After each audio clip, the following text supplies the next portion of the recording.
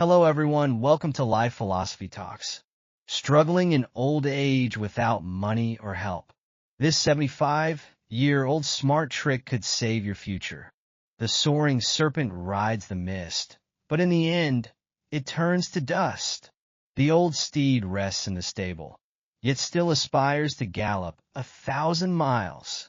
This famous poem comes from Chow Chow's Though the Tortoise Lives Long. The meaning is simple. Although the mythical serpent can fly through the mist, it too will eventually perish and turn to dust. The aged horse, even though confined to its stable, still has the ambition to race across vast distances.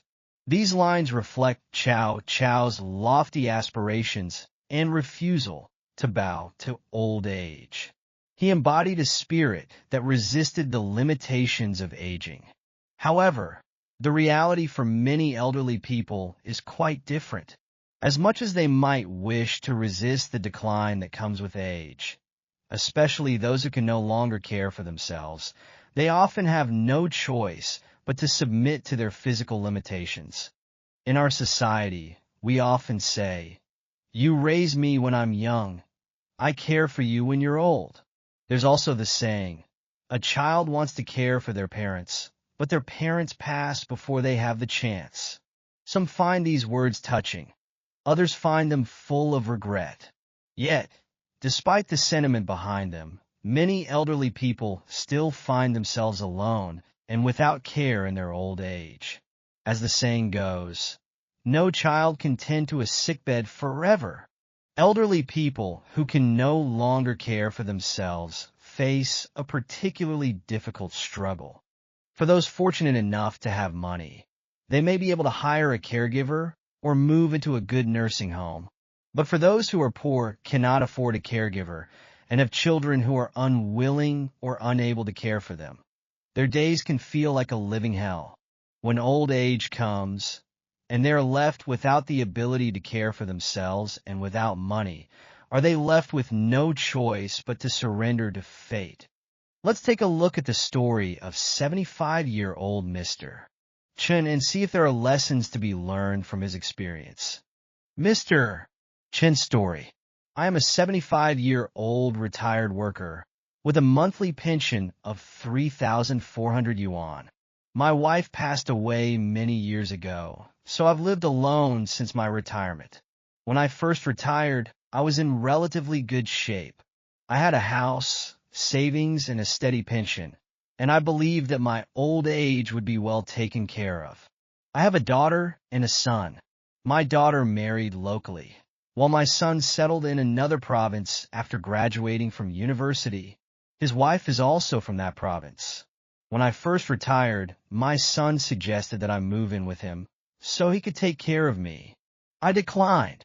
My thinking at the time was that with a pension of 3,400 yuan per month, I could live comfortably in our small city in the northwest. I didn't see the need to intrude on my son's life. Even though he had a 4-bedroom apartment and room for me, I knew my daughter-in-law's mother also lived there, and I didn't want to add to the crowd.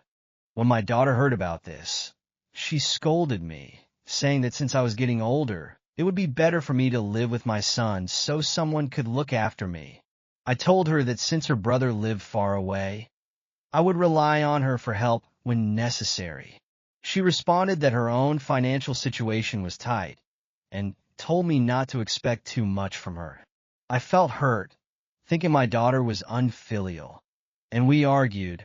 She said that my wife and I had poured all our love and resources into my son, sending him to university, while she hadn't even had the opportunity to attend college. Now, she was struggling in a difficult job, and she felt it was only fair that my son bear the greater responsibility for my care. Despite her arguments, I insisted that I could take care of myself. I had my house, my pension, and enough savings, about 150,000 yuan at the time, and I didn't see any need to rely on my children. For a while, everything was fine. I lived independently and even considered remarrying.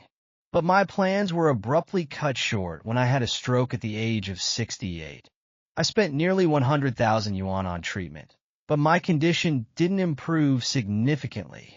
I was left with the painful realization that I had lost the ability to care for myself.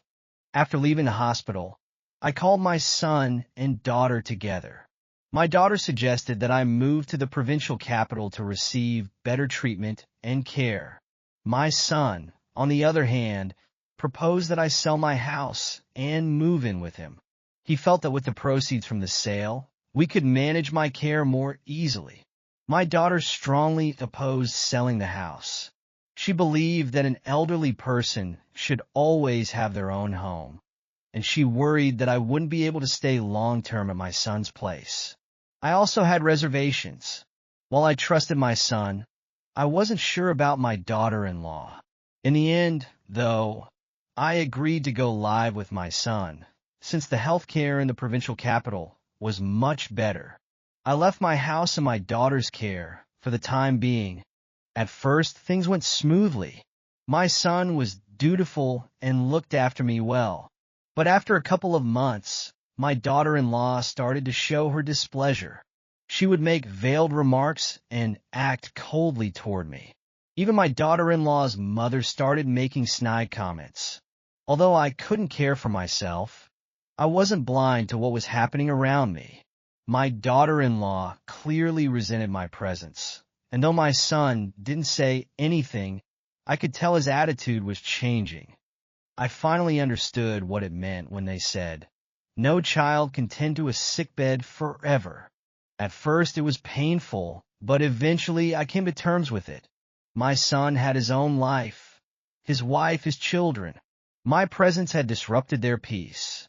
My inability to care for myself had become a burden, and the smell in the house was becoming unbearable. Eventually, my daughter-in-law moved out, taking their child with her. It was then that I made up my mind to return home. I told my daughter about the situation, and after a moment of silence, she simply said, "Dad, come home." The next day, I told my son I wanted to return to my own home. He suggested I sell the house and use the money to move into a nursing home in the provincial capital, but I refused. I wanted to return to my roots, to live out my days in my own home. Finally, after much persuasion, my son agreed to send me back. He proposed that he and my daughter each contribute 2,000 yuan a month to hire a caregiver for me. My daughter agreed, but insisted that the house should be divided equally between them. This sparked a fierce argument between my children. My son believed that as the only son, the house should rightfully belong to him, while my daughter felt that since she was fulfilling her obligations by helping care for me, she should also have a share in the inheritance. To resolve the dispute, I suggested a different solution. I told them I would hire my own caregiver. With my 3,400 yuan pension and an additional 1,500 yuan from my son, I could manage without interfering in their lives. However, I insisted that my son should help financially because I had sacrificed much of my life for him, paying for his education and supporting him when he bought his house and got married. My daughter, on the other hand, I could not demand much from, given that we had deprived her of a college education for the sake of her brother. That had been a painful decision, one that still weighed heavily on me. In the end, my son reluctantly agreed to my proposal, but he insisted that I transfer ownership of the house to him immediately. I refused. I told him that the house would be his eventually, but not until after I was gone. To formalize this, I had a will drawn up and notarized in front of both my children. The will stated that my son would continue to give me 1,500 yuan a month, and after my death, the house would belong to him. Seeing this, my daughter volunteered to contribute 500 yuan a month. She reassured me that she wasn't after the house. She just wanted to do her part. With tears in her eyes, she told me that 500 yuan was all she could manage. Her life was hard, and she simply couldn't afford more. Several years have passed since then. Both my son and daughter continue to send me money on time. Combined with my pension, I now have more than 5,000 yuan each month, more than enough to live on. Truth be told, I never wanted to go to a nursing home unless it was absolutely necessary. As someone who cannot care for myself, I feared the nursing home would only bring suffering. At least in my own home, I can live with some comfort. Some may think my children are unfilial, but upon reflection, I realize that I bear some responsibility as well. I failed to maintain my health, which has now become a burden on my children. My daughter, in particular, has suffered because we chose to prioritize her brother's education over hers. Even so, she has continued to support me, contributing what little she can each month. In private, my daughter has told me that if she had the means, she would take better care of me. But for now, this is all she can do.